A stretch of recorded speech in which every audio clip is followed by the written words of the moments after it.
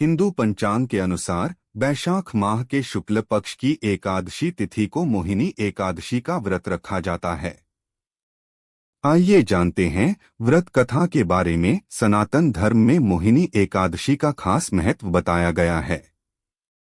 यह व्रत भगवान विष्णु को समर्पित होता है और इसे करने से पापों का नाश और मोक्ष की प्राप्ति हो सकती है। वहीं मान्यता है कि यदि इस दिन व्रत के साथ इसकी पौराणिक कथा का श्रवण या पाठ न किया जाए तो व्रत अधूरा माना जाता है।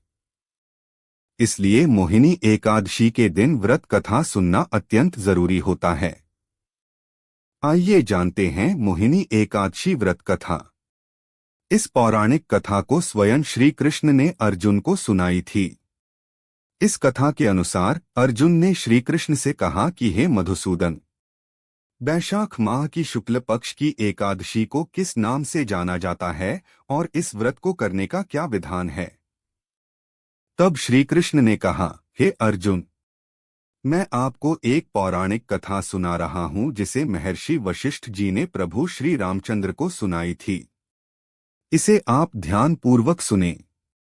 एक समय की बात है जब श्री राम ने महर्षि वशिष्ठ से कहा कि हे गुरुश्रेष्ठ, मैंने जनक नंदिनी सीता के वियोग में बहुत कष्ट भोगे हैं। ऐसे में आप मुझे बताएं कि मेरे कष्टों का नाश किस प्रकार होगा।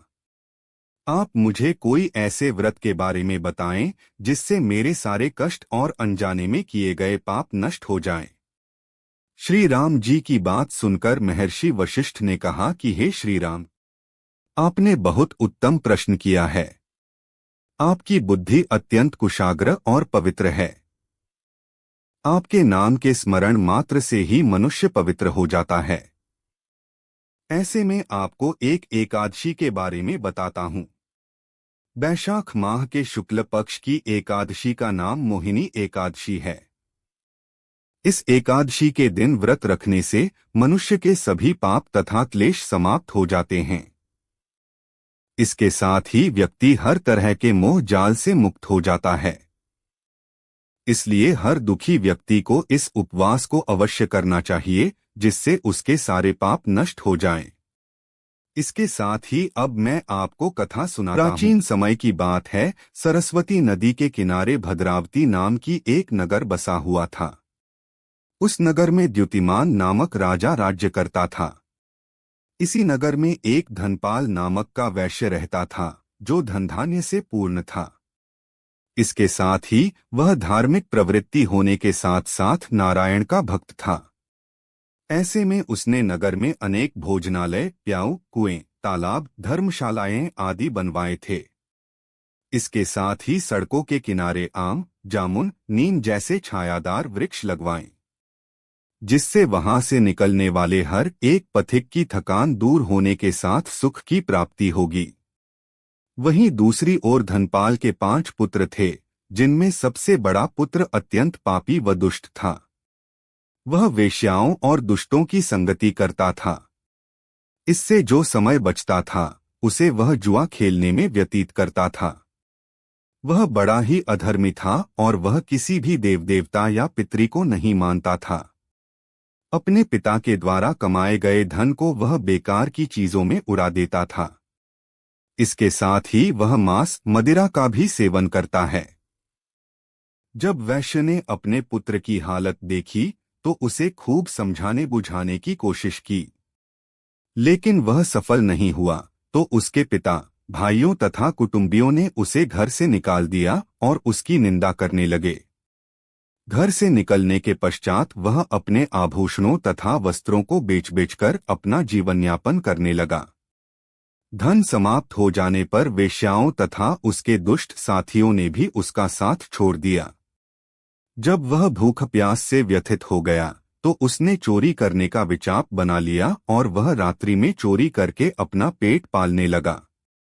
लेकिन ऐसा ज्यादा दिन तक नहीं चल सका और एक दिन वह पकड़ा गया।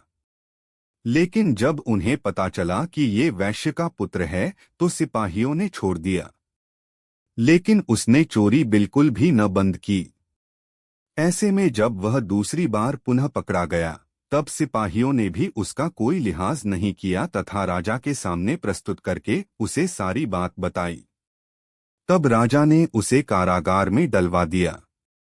कारागार में राजा के आदेश से उसे नाना प्रकार के कष्ट दिए गए तथा अंत में उसे नगर से निष्कासित करने का आदेश दिया गया। दुखी होकर उसे नगर छोड़ना पड़ा।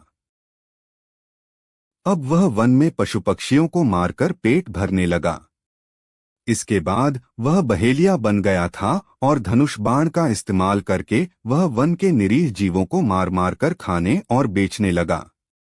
एक बार वह भूख एवं प्यास से व्याकुल होकर भोजन की खोज में निकला तथा कौंडिन्य मुनि के आश्रम में जा पहुंचा।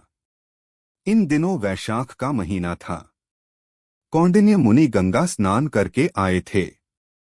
उनके भीगे वस्त्रों की छींटे मात्र से इस पापी पर पड़ गईं, जिसके फलस्वरूप उसे कुछ सद्बुद्धि प्राप्त हुई। वह अधम ऋषि के समीप पहुंचकर हाथ जोड़कर कहने लगा कि हे महात्मा, मैंने अपने जीवन में अनेक पाप किए हैं। ऐसे में कृपा करके आप इन पापों से छूटने का कोई साधारण तथा धन रहित उपाय बतलाइए। ऐसे में ऋषि ने कहा कि तू ध्यान देकर सुन, वैशाख माह के शुक्ल पक्ष की एकादशी का व्रत रखना आरंभ कर दें। इस एकादशी का नाम मोहिनी है। इसका उपवास करने से तेरे सभी पाप नष्ट हो जाएंगे। ऋषि के वचनों को सुन वैश्य का पुत्र बहुत प्रसन्न हुआ और ऋषि द्वारा बतलाई हुई विधि के अनुसार मोहिनी एकादशी का व्रत किया। इस व्रत के प्रभाव से उसके सभी पाप नष्ट हो गए तथा अंत में वह गरुड़ पर सवार हो विष्णुलोक को गया।